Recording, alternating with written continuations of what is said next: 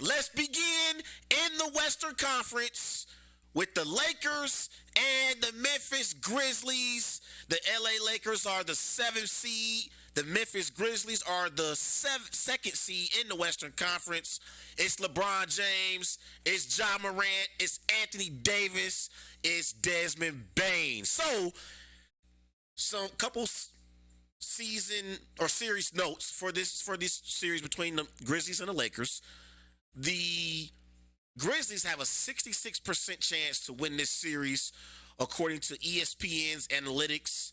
The Lakers won a season series against the Grizzlies 2-1. And game one of this first round series is scheduled for Sunday, 3 p.m. Eastern Time on ABC. So, when I look at this series, let's start off with the Lakers. The Lakers are 18-8 since the trading deadline. Remember, at the trading deadline, they traded for Vanderbilt. They traded for Malik Beasley. They brought in Mo Bamba as well, and they traded away a toxic Russell Westbrook who didn't fit well with LeBron James and Anthony Davis. So they're 18-8 since the trading deadline. That's the second best record over that time span. Second best record. And I got to give Rob Pelinka, the general manager for the Lakers, I got to give him a lot of credit because Lakers fans, Lakers Nation, they were disappointed with the Lakers at the beginning of the season. We all knew that Russell Westbrook and LeBron James were not a good fit together, and I thought Rob Pelinka being able to go out and trade for Malik Beasley, trade for Jared Vanderbilt, also brought in D'Angelo Russell as well. That definitely helped the Lakers from a personnel standpoint. And the Lakers, since the trading deadline, are 18-8. That's the second best record over that span. And defensively, the Lakers have been great. They've been great defensively with Vanderbilt and with Beasley. And in their play-in matchup a few nights ago against the Timberwolves, that was one of the keys for the Lakers. This was in the final 6 minutes of the fourth quarter and overtime. The Lakers, against the Timberwolves, they held them to only 7 points. They held the Timberwolves to shoot 2 of 16 from the floor, and the Timberwolves didn't make a single three-point shot. This is in the final 6 minutes in the fourth quarter and overtime. So defensively, the Lakers have been playing some great defense. And I thought that was what won them the game against the Minnesota Timberwolves a few nights ago.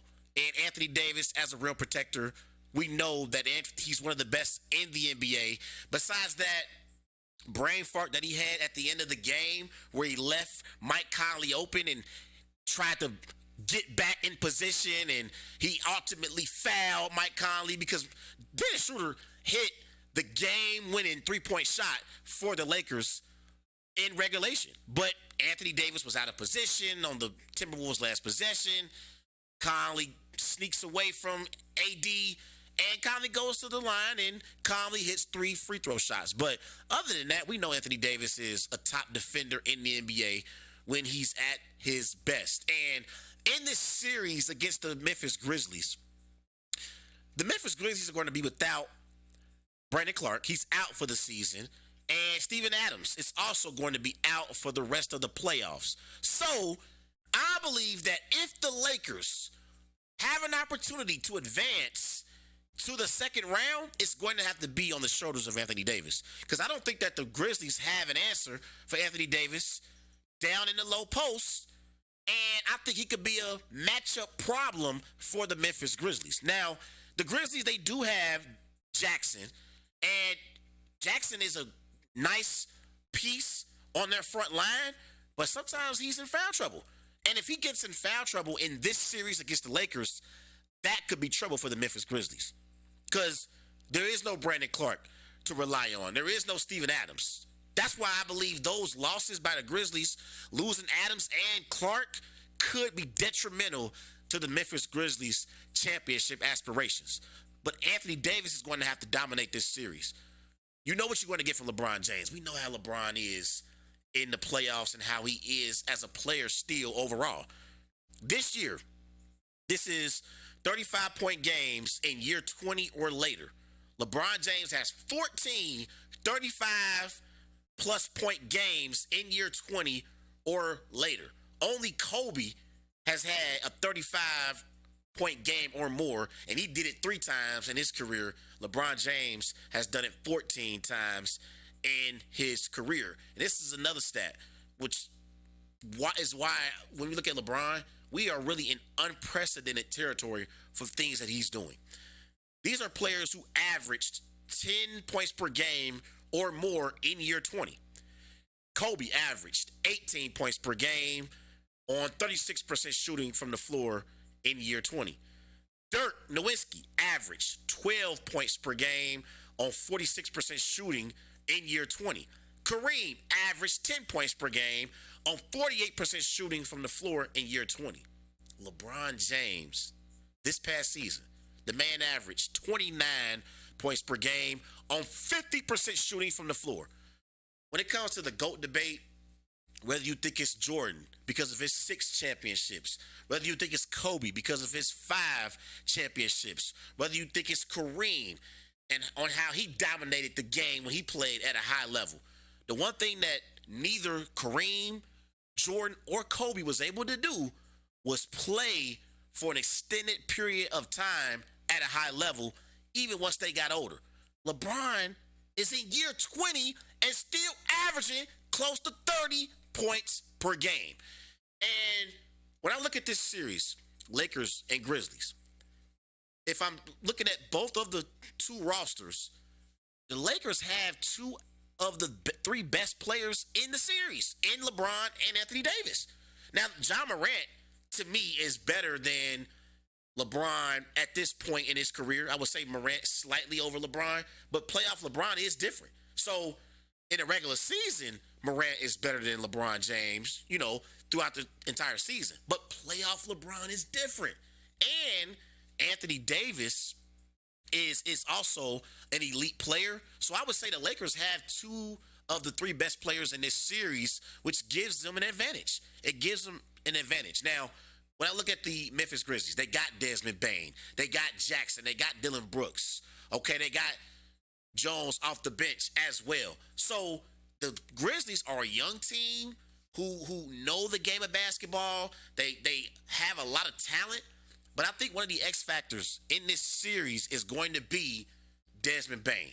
Desmond Bane is going to be an important factor in the Grizzlies having a chance to beat the Lakers. Desmond Bane this year, he's averaging 22 points per game, 5 rebounds per game, 4 assists per game. He's a tremendous scorer, a nice playmaker as well. And I believe he's going to be an X factor for the Memphis Grizzlies because I know Ja Morant going to show up. I know LeBron and AD going to show up for the Lakers. The question for the Memphis Grizzlies is, who is going to be that other player on their team who steps up and helps Ja Morant in the scoring department? I think it's got to be Desmond Bane. I think Jaren Jackson also has to play well, again, especially defensively. But even offensively, I think Jackson, he doesn't necessarily have to outplay Anthony Davis, but he can't get significantly outplayed by AD if the Grizzlies want to have a chance in this series. So I think it's going to be important for Morant, Bane, and Jackson to all play at a high level in this series. But I'm listening to these ESPN analysts, Fox analysts, and everyone's talking about the Lakers being the favorites in this series and how the Lakers are going to beat the Grizzlies. And I think it's a little disrespectful. I think it's disrespectful to the Memphis Grizzlies and what they've been able to accomplish this year. I really feel like the Memphis Grizzlies are a top 2 seed in the tough Western Conference for a reason.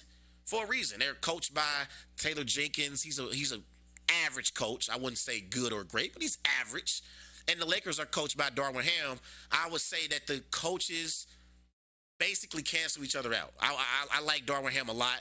He played in the NBA for a lot of years. And Taylor Jenkins, he has been a coach that has had the Memphis Grizzlies in the playoffs in the past. So he can definitely coach, and Darwin Ham can coach as well. I think that for the Lakers, can the Lakers contain Desmond Bane, Dylan Brooks? Because Dylan Brooks, he's going to try to get some opportunities as well on the perimeter. Now he didn't shoot well this year against the Lakers. This year, Dylan Brooks in 3 games against the Lakers, Dylan Brooks, he shot 11 of 45 from the floor, 6 of 20 from 3-point range. And he also had some interesting comments about LeBron earlier in the week. Listen, check this out from Dylan Brooks. This is on playing the Lakers in the first round. This is Dylan Brooks. He says, quote, "I wouldn't mind playing LeBron in a 7-game series. The legacy is there. First time back in the playoffs, knock him out the right away in the first round. It'll test us good. They got good pieces, good players, and that'll be a good first round matchup for us." Now, everybody's talking about, did he poke the bear? I don't have a problem with Dylan Brooks' comments because Dylan Brooks knows that in order for you to get to the second round, you got to beat LeBron and the Lakers anyway.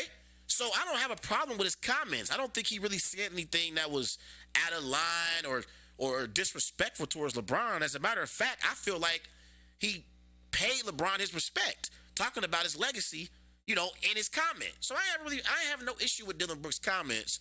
Y'all know I've had issues with Dylan Brooks in the past with his comments and things that he said about the Golden State Warriors. But I ain't got a problem with his comments about playing the Lakers in the first round. He's paying respect. And this is going to be a big-time test for the Memphis Grizzlies. Because I feel like the Grizzlies, the main issue with them being a young basketball team is them being undisciplined at times and being immature. And in the playoffs, when you're going up against legends like LeBron, you got to be able to be mature and know how to slow the game down and, each possession, get the most out of each possession. Because when you're in a playoff series and you miss shots, and you can lose some games that you're supposed to win, and even if you are the favorite, you could definitely find yourself trailing in a particular playoff series. So I think it's important for the Grizzlies to, in late game situations, take their time, run their offensive sets, don't get too excited in the moment. That was the issue that I had with the Grizzlies last year in their first round matchup against the Timberwolves. Grizzlies were better than the Timberwolves last year. But the series was competitive because the Grizzlies, similar to the Timberwolves, are immature. They immature at times. So I'm excited for this matchup. Shannon Sharp going to be courtside. We remember earlier in the season when Shannon Sharp got into it with the Memphis Grizzlies, got into it with Ja Morant's dad. They smoothed things over, so that's cool. But it's going to be interesting. It's going to be interesting for sure.